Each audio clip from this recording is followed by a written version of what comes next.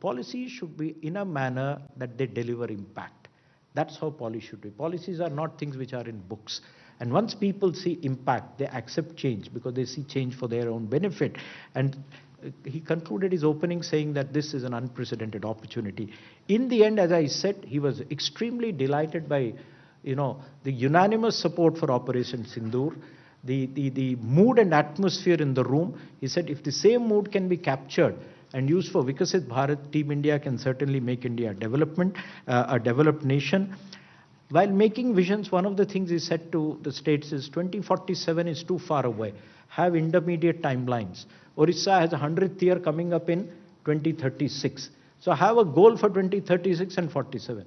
Maharashtra has a 75th year of its formation, 7-8 years from now. Have that an intermediate goal and then have a final goal, and so on and so forth. He also referred to a lot of chief ministers, their good suggestions, etc. He focused on 3 or 4 areas: agriculture, he focused on education, he focused on healthcare, and a lot of things that be done, things like TB Mukt Bharat, controlling obesity, reducing edible oil imports, and using technology in agriculture. He also urged states to implement programs which are funded largely by the central government. Take interest because it will help individuals, PM Janman, Pradhan Mantri Awas Yojana, and so on and so forth. And he basically concluded with this sentence saying that, leaving this room, I'm quoting him, I feel confident that we can achieve Viksit Bharat.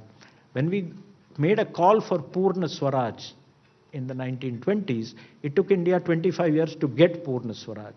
We are 25 years from Viksit Bharat. If we have this as a movement now and everybody subscribe to it, I'm sure that we can create a tempo which will deliver Viksit Bharat.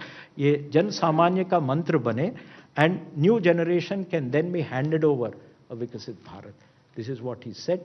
I won't talk about what individual chief ministers said. We can have it in a Q&A. Cutting across to my colleague Shreya Chatterjee joining us on the broadcast. Shreya, well, the CEO of NITI Aayog certainly laying down what happened as a part of this meeting in that news conference that we just came out of.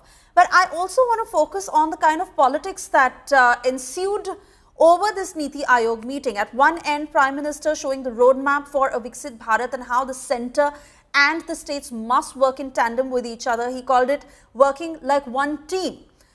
On the other hand, we saw how Congress said that the centre is only making hollow promises. Mamata, Banerjee, Pinarayi, Vijayan did not come for the meeting, and even Stalin had a one-on-one with the Prime Minister. What exactly are all the details? Well, unfortunately, Swisha, that has been the precedent of most of the NITI Aayog meetings that we've also seen in the past, especially the last one.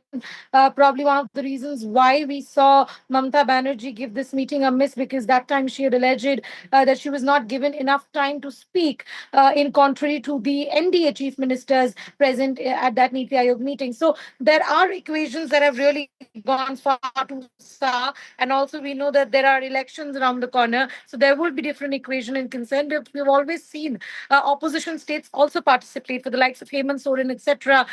They have come forth and they have suggested that the idea of Viksit Bharat can always happen 2 ways. And another reason of politics has been, Suisha, because most of these opposition states claim that the central funds that are not really allocated on time. So that is something that has been a large complaint of not receiving funds as well. So that's the main reason why we see politics being played out. Having said that, the Prime Minister has given a very set goal this time. It's about developing one tourist hub in your respective states that could be the equal of the global tourist destinations.